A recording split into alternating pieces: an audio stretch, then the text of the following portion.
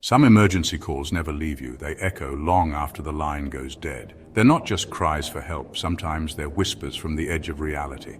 These calls stain the memory with genuine fear. Tonight, we descend into two chilling 911 stories where the real monsters are closer than you think.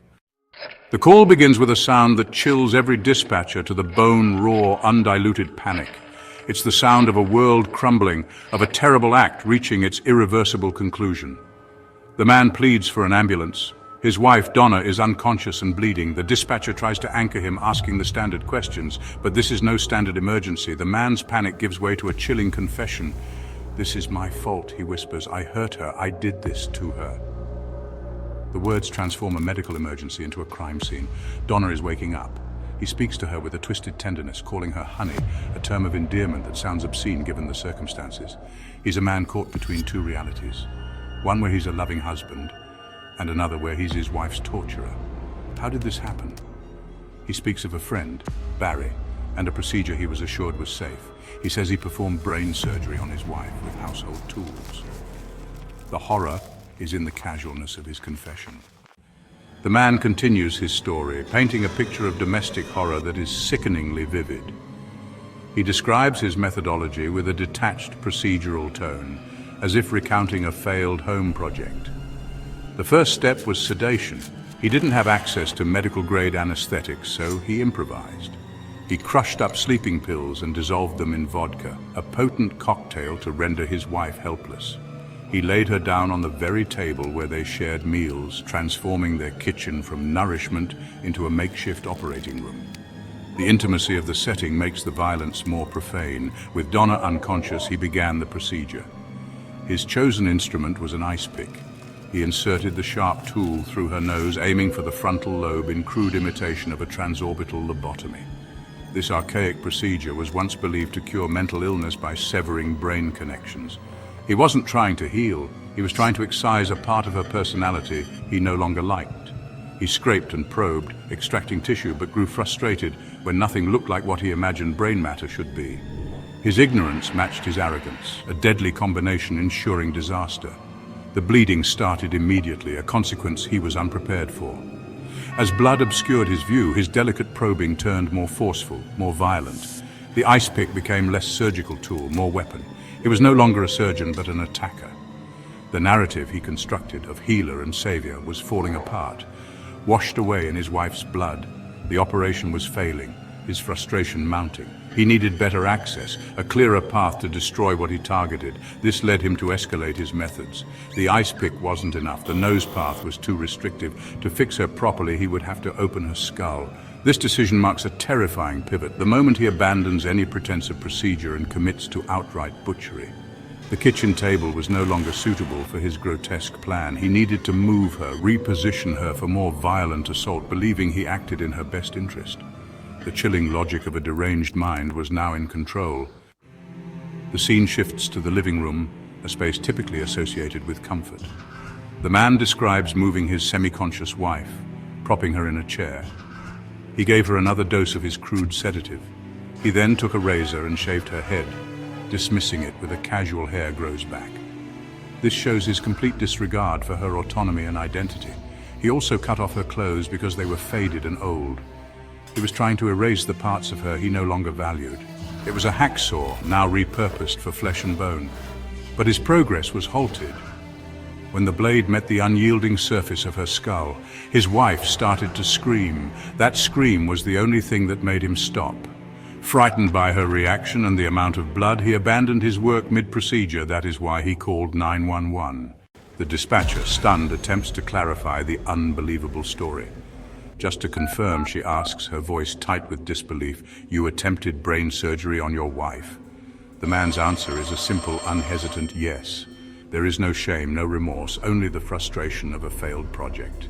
He immediately deflects blame, insisting he wasn't trying to hurt her, circling back to his friend Barry, the supposed pioneer of this horrific home remedy. "Barry told me it worked," he exclaims, as if this second-hand assurance absolves him of all responsibility. He even muses that he should have let someone else do it, someone with more experience, like his dentist friend Billy. This is the core of his delusion. In his mind, the problem wasn't the act itself, but his poor execution of it. He genuinely believes that what he did was a viable, legitimate solution to his marital problems, and his only mistake was not having the right skills. The idea of a dentist being better equipped for brain surgery because he works with teeth and bone is so absurdly illogical it would be laughable if the consequences weren't so tragic. His reality is a fragile construct built on a foundation of lies, jealousy, and a desperate need to control the woman he claims to love.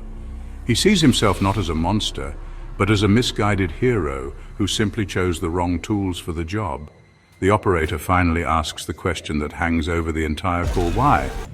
As the man attempts to justify the unjustifiable, sirens wail in the distance. Help is finally arriving, but another siren with a different meaning approaches. Wait, why is there a police car too? In his warped reality, he is the victim. The arrival of the police shatters his delusion. It is a horrific crime. They are the lights of judgment.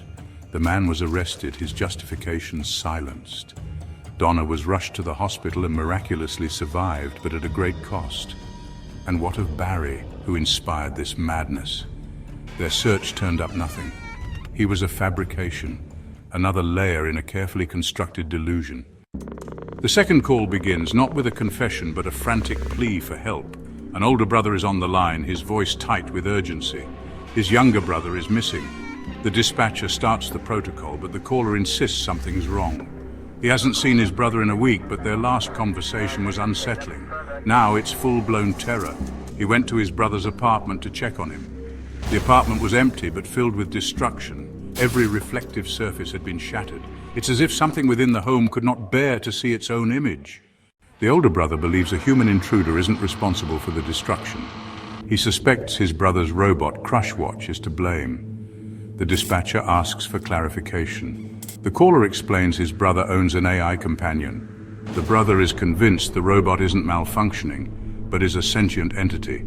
He says the robot is a little off. It destroyed every mirror, window, and screen. Crushwatch claimed it could see ghosts, including the man who murdered their father. It was a conduit for the dead. The shattered glass was an attempt to blind itself from a relentless evil. The dispatcher learns the caller's father was murdered 10 years ago in an act of extreme brutality. The killer was never caught, leaving the family with unanswered questions and lingering fear. Now it seems to have returned in a terrifying new form. The older brother explains how this trauma affected his younger sibling, who now has visions. According to the AI, the visions are real, a demonic companion only he and his robot can perceive. The monster speaks to him, threatening violence against his family. Was it the robot or the brother himself who destroyed the apartment to stop the visions? The line between man and machine becomes terrifyingly blurred.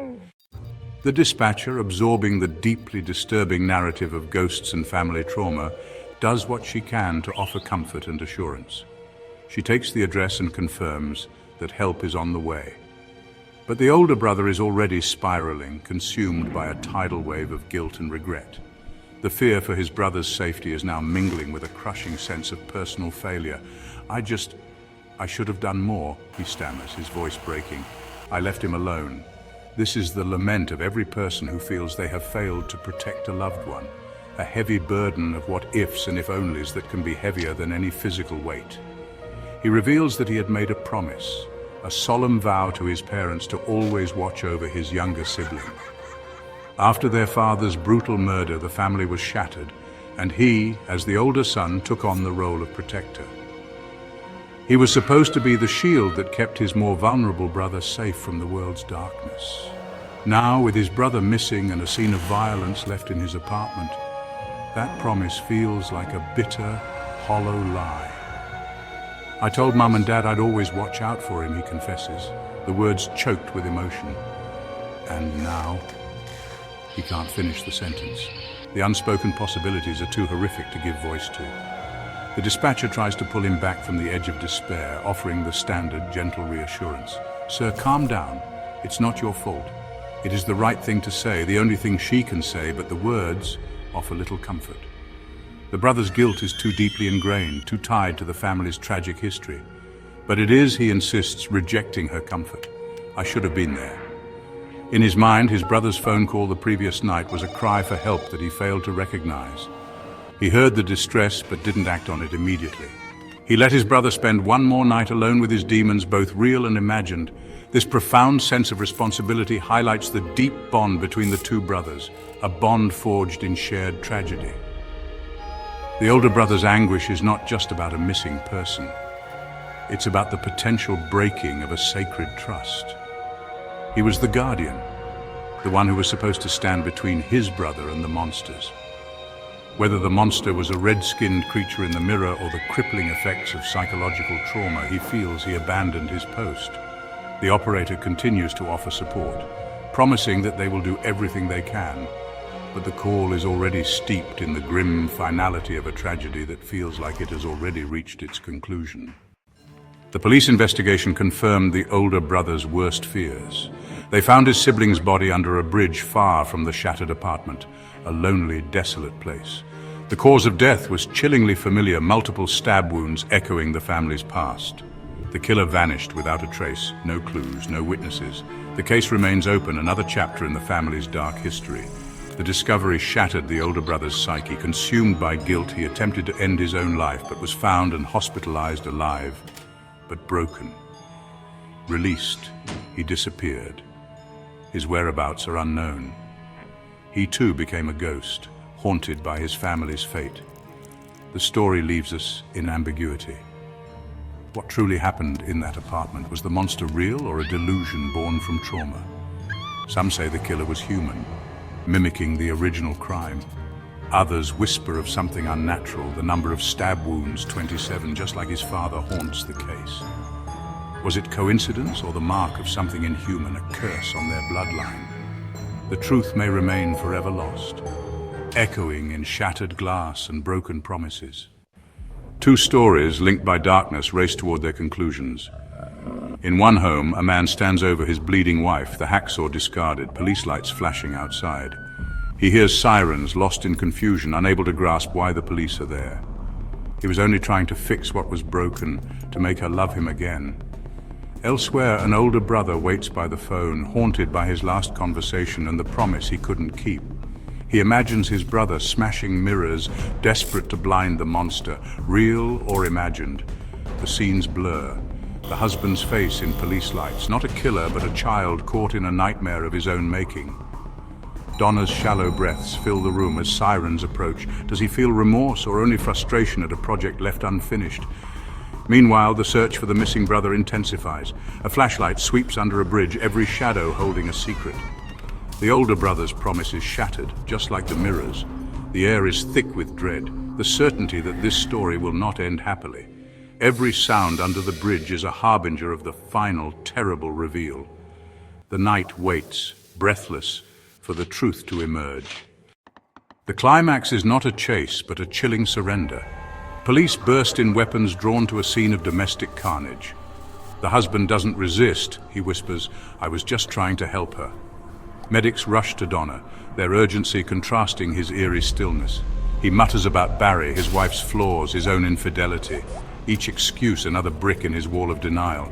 He dissected his marriage, his wife, and her mind, trying to reshape reality. Led away in handcuffs, his face is confusion. A man who mistook cruelty for love. Under the bridge, the searchlight finds the younger brother's body, twisted in a final struggle. The cause of death is clear. Multiple stab wounds, 27, just like his father. It's not random.